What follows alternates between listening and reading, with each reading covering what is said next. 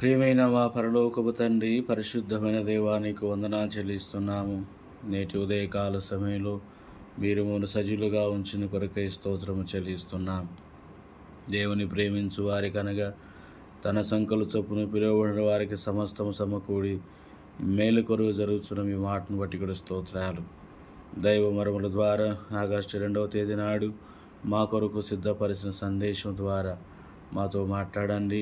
ఈ స్వరం వినుచున్న బిడ్డలందరినీ కూడా ఆశీర్వదించి దీవించమని ప్రభువైన యేసుక్రీస్తు వారి నామం పేరిట ప్రార్థించి వేడుచున్నాము తండ్రి, ఆమేన్.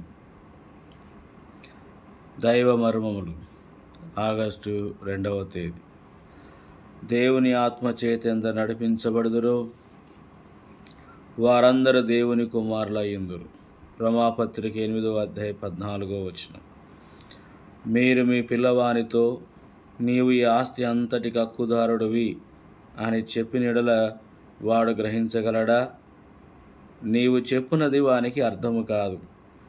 చిన్నపిల్లవాడు కొన్ని సంగతులు మాత్రమే గ్రహించగలడు. క్రమక్రమముగా కొద్దిగా మీ యొద్ద నుండి వాడు అనుభవించగలడు. కానీ ఆ పసితనములో ఆస్తి అంతా తనదే అనున్నది వాని ఊహకందని విషయం. ఒక నయా పైసా విలువ ఏమో వానికి తెలియదు.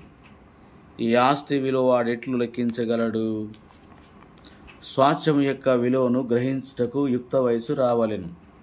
అట్లే నీవును తన నిత్య సంకల్పం నెరవేర్చుటకై నీవు తన జతపనివాడిగా పాలిభాగస్థుడిగా ఉండవలని దేవుడు కోరుచున్నాడన్న విషయమును నీవు ఆత్మీయముగా పెద్దవాడవైతేనే గాని గ్రహించజాలవు.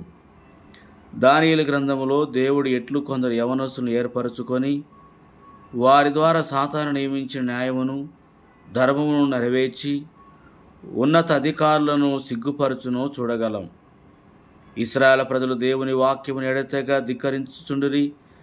దేవుడు తన ప్రవక్తల ద్వారా అనేక మార్లు వారిని హెచ్చరించాను. ఆయనను వారు పశ్చాత్తాపడనైరి. తుదకు దేవుడు వారిని శిక్షించి బబులోనుకు చెరగా పంపాను. యెరూషలేము ప్రాకారపు గోడలు పడగొట్టబడెను, మందిరము నాశనమాయను. ఈ రీతిగా దేవుడు పాపమును తప్పక శిక్షించునని తెలియపరచెను. అదే సమయంలో తన ప్రజల పట్ల కలిగిన గొప్ప ఉద్దేశము ఏమాత్రం మారలేదు. ఇశ్రాయేలు ఇప్పుడు చెరపట్టబడిన వారు, ఆయనను వారు దేవుని ప్రజలే. దేవుడు వారిని విడువక ప్రేమించెను. దేవుని ప్రేమ మారక ఏకరీతిగా నిలిచియున్నను. తన ప్రేమకు ఎవరు బద్ధులైరో వారినే దేవుడు వాడుకొనగలిగెను. దేవుని వాక్యమునకు లోబడిన వారు కొద్దిమందియే, లోకమాయకు లోబడిన వారు అనేకులు. ఈ దినములలో కూడా దేవుని వాక్యమునకు లోబడి ఆయన ఆజ్ఞ నెరవేర్చిన వలనని కొద్దివారి మంది వీరిని విశేషము అందురు.